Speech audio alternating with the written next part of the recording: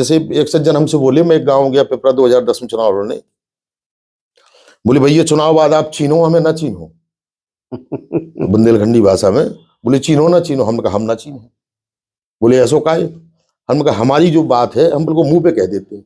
हमने देखिए है चुनाव, चुनाव में हम आदमी का चेहरा नहीं देखते, चुनाव में हम आदमी के पैर देखते हैं। बसपा में भी रहे आप। जी जी।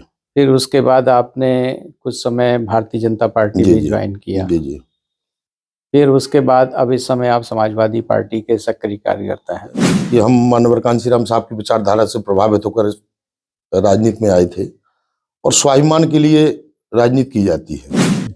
आपके और आपके परिवार में आप जिला पंचायत सदस्य 2 बार रहे। जी जी। जी जी। आपके घर से भी ब्लॉक प्रमुख का भी एक बहुत महत्वपूर्ण पद रहा जी है जी जी। आपके पास। जी जी जी। आज की राजनीति का प्रदेश बहुत बदल गया है। अब स्थिति जो हो गई है कि विपक्ष में पहले हम लोगों ने देखा होगा, आप भी काफी सीनियर हैं, पहले विपक्ष और सत्ता पक्ष मिलकर काम करते थे जनता के विकास के लिए। अब तो कोई भी विकास का काम होता है तो सत्ता पक्ष चाहता है कि हम दिखाई दे और विपक्ष को खत्म ही कर दें। तो वर्तमान में आपकी पार्टी की क्या योजना है? तो आप समाजवादी पार्टी के कार्यकाल को देखेंगे तो जितना महोबा तालाबों के बीच में गिरा है, चारों तरफ तालाब हैं, तालाबों में जितना काम हमारे राष्ट्रीय अध्यक्ष आदरणीय अखिलेश यादव जी ने किया है, पूरे तालाब खुदाई का काम समाजवादी पार्टी की सरकार के टाइम पे ही हुआ है। बुंदेलखंड के किसानों के लिए क्या सुझाव हैं? कि आप किसी चीज में आप देख ले तो किसान का तो बेचारे का शोषण ही हो रहा है। जो भी सरकार आ रही चारों तरफ से शोषण ही हो रहा है। आप गांव में जहां देखें उसकी हालत कि ठीक है, 4 दिन के लिए जब फसल आती है तो उसको खुशहाली दिखती है, इसके बाद तो उसका आम जीवन वही है। केन बेतवा व बेतवा जो परियोजना लिंक जो होने जा रही है, जी जी। क्या उससे बुंदेलखंड को फायदा होगा? सबसे बड़ी जो समस्या यहाँ की है वो अन्ना पशु की है। आज गौशालाएं जरूर खुल गई हैं, गौशालाएं कहने के लिए हैं, गायों की क्या हालत है वहां वो अलग विषय है, लेकिन आज भी कोई भी एक सिंगल खेत बता दें आप मुझे किसी भी गांव में कि जो बिना तारबारी के उसकी फसल सुरक्षित हो। अभी आप लोकसभा के प्रभारी रहे हैं। ये कहा जाता है कि जब आप किसी पार्टी के जिलाध्यक्ष होते हैं, प्रभारी बनते हैं, तो वो कैंडिडेट जीत जाता है। तो कुछ नहीं, लोगों के बीच में रहता हूँ, काम करता हूँ। आप देख रहे हैं महोबा न्यूज़। मैं हूँ राजेंद्र शर्मा। समय समय पर हम विभिन्न राजनीतिक लोगों का इंटरव्यू करते आ रहे हैं।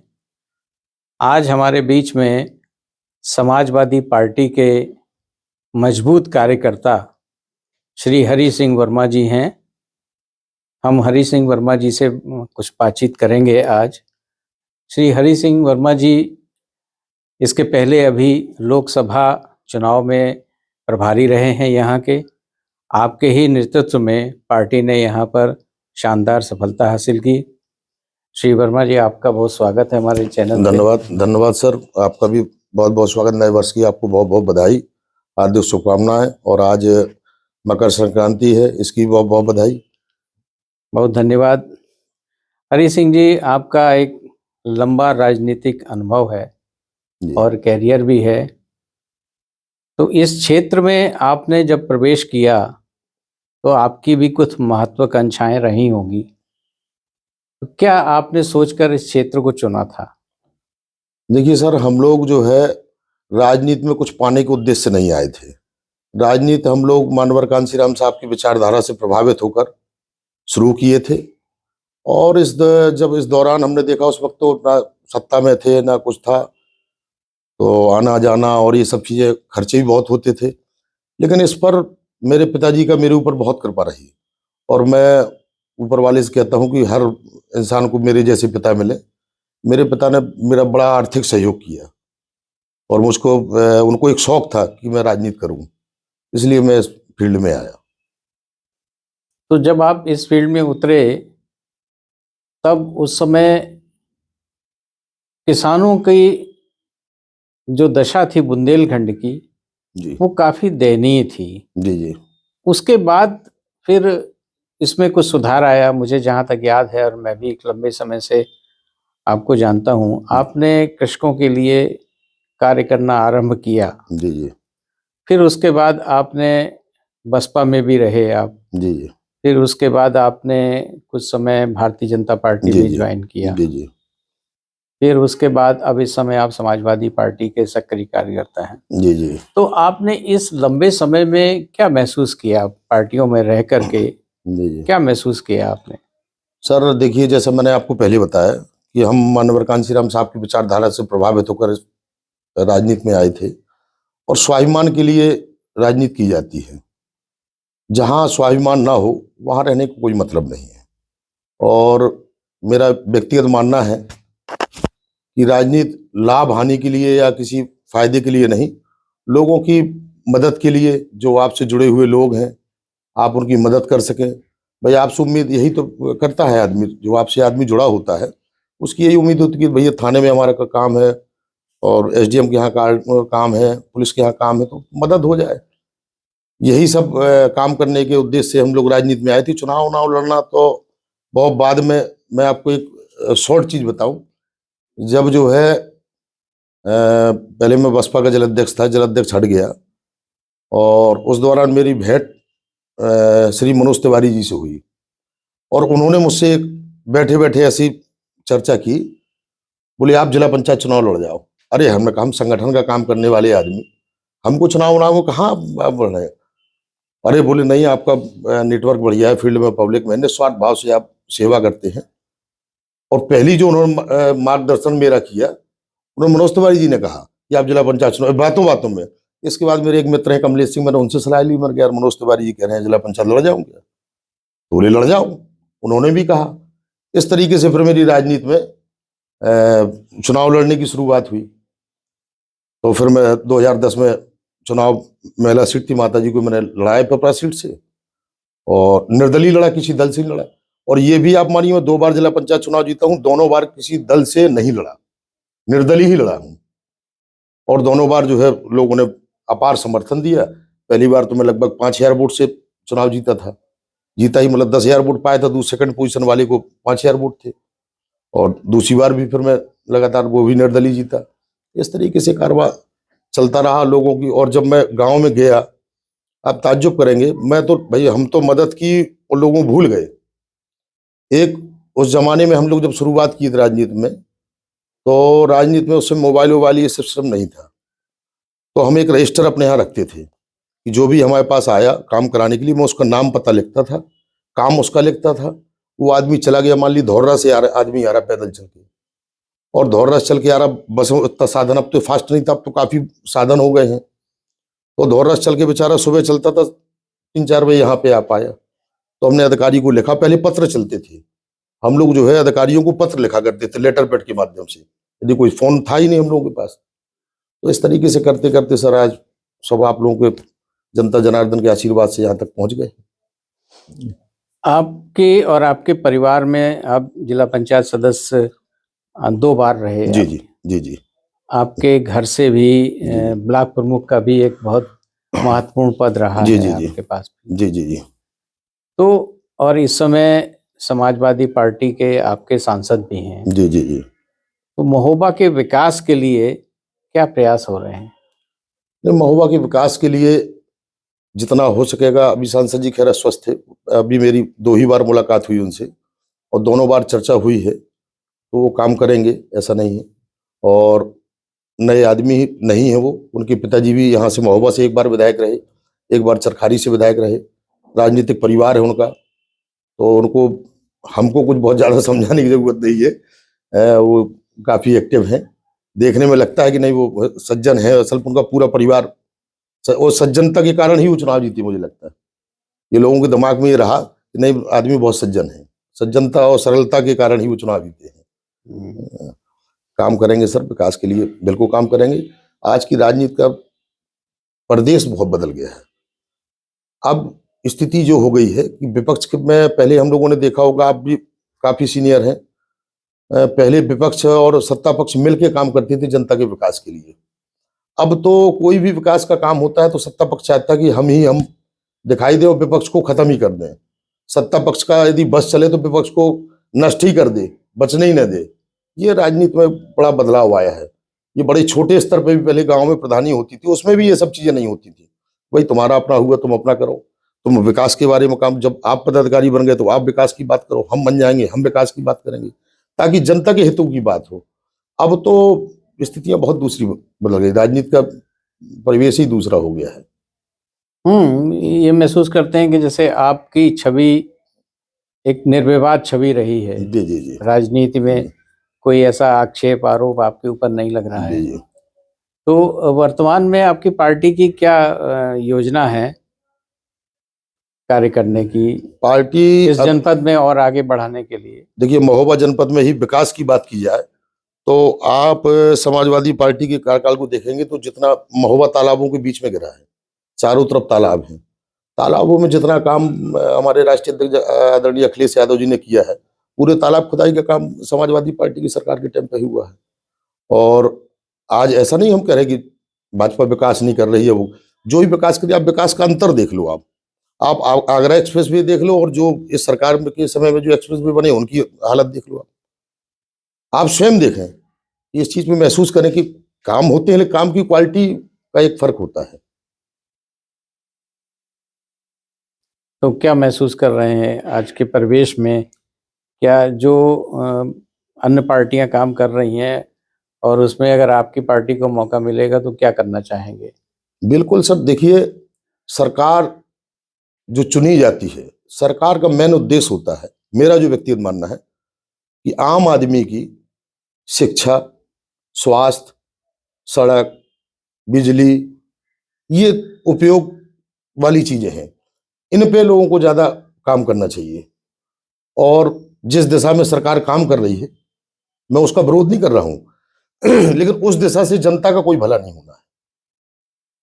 मैं जो कहना चाह रहा हूं शायद आप समझ रहे होंगे कि जिस दिशा में सरकार काम कर रही है, जो अभी चल रहा है वर्तमान में, ये ठीक है, हमारी आस्था जहां है, हम भी आशावादी है, ईश्वर में आस्था है, प्रेम है, ठीक है, करना चाहिए। लेकिन जो जनता की गाड़ी कमाई का पैसा है वो जनता के हित में आए, वो ज्यादा अच्छा है। बुंदेलखंड के किसानों के लिए क्या सुझाव हैं? किसान का देखिए सर, सबसे पहले तो उसकी एमएसपी फसल रेट तय होना चाहिए। किसान की आप याद कर लीजिए, लगभग 20 साल पहले भी गेहूं की कीमत 1500 रुपए 1200 रुपए के आसपास थी, 1500 या 1200 के आसपास। आज भी आप देख लीजिए, 1000 रुपए बढ़ा है, ज्यादा से ज्यादा 2200-2300 रुपए 2500 रुपए क्विंटल गेहूं की कीमत है आज की तारीख में। और नमक आप देख लीजिए, उस समय क्या भाव आता था और आज नमक की कीमत देख लीजिए। चाहे आप किसी चीज में आप देख ले, तो किसान का तो बेचारे का शोषण ही हो रहा है। जो भी सरकार आ रही, चारों तरफ से शोषण ही हो रहा है। आप गांव में जहां देखें उसकी हालत, कि ठीक है 4 दिन के लिए जब फसल आती है तो उसको खुशहाली दिखती है, इसके बाद तो उसका आम जीवन वही है। उसका खाना देख लें, भोजन देख लें कि कैसे आदमी खाना खा रहा, क्या कर रहा है। तो आम आदमी आज के दौर में बड़ी स्थिति खराब है।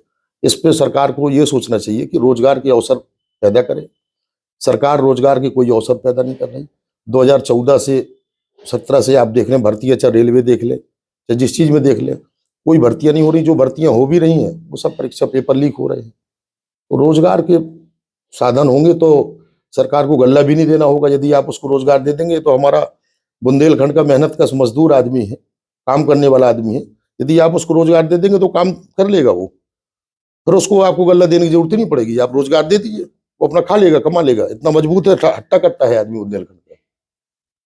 बुंदेलखंड में ज्यादातर एक फसली खेती ही हो पाती है। जी जी कुछ क्षेत्र ऐसे हैं जहां पर 2 फसलें हो जाती हैं। जी जी तो ऐसे क्या उपाय किए जाने चाहिए? जैसे तो एक पानी की बहुत अनुपलब्धता है। जी जी केन बेतवा व बेतवा जो परियोजना लिंक जो होने जा रही है, जी जी क्या उससे बुंदेलखंड को फायदा होगा? लाभ मिलेगा, उससे लाभ मिलेगा, इसमें कोई शक नहीं। लेकिन सबसे बड़ी जो समस्या यहाँ की है वो अन्ना पशु की है। आज गौशालाएं जरूर खुल गई हैं, गौशालाएं कहने के लिए हैं, गायों की क्या हालत है वहां वो अलग विषय है। लेकिन आज भी कोई भी एक सिंगल खेत बता दें आप मुझे किसी भी गांव में कि जो बिना तारबारी के उसकी फसल सुरक्षित हो।